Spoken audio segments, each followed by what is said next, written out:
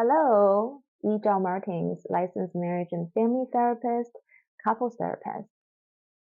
So conflicts are unavoidable in any kind of relationships.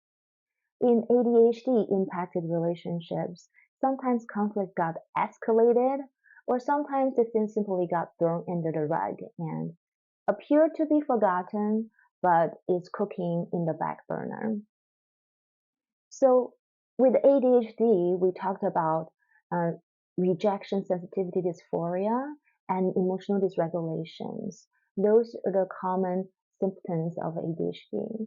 So when your ADHD partner were having those symptoms or moment of emotionally up in a heightened state, um, conflicts can be escalated very quickly and out of control, show up as anger about outbursts.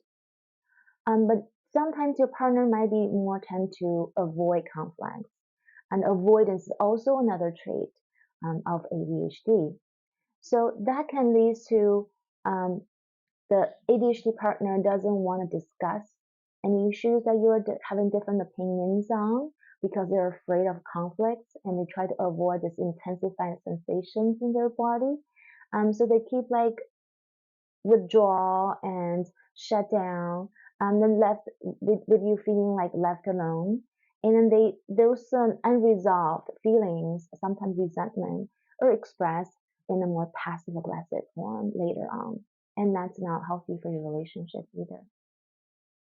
So, what are negative impacts of those um, escalated conflicts or ignored conflicts on your attachment bond?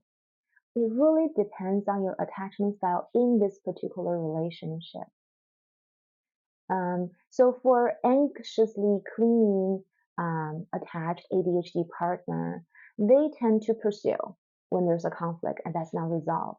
They will push for resolution faster and before their non-ADHD partner is ready to reconnect and talk about it. So you can imagine that may leave the non-ADHD partner feeling unsafe, irritable, frustrated, and angry, that their boundaries being violated and not respected. But for the anxiously avoidant attached style ADHD partner, they tend to withdraw. They shut down, they go to the dorsal state where they have low energy, they do not respond to your contact, and hoping to forget about the whole thing, that you have a difference, because it's so threatening for them to know that you're different and you're not on the same page.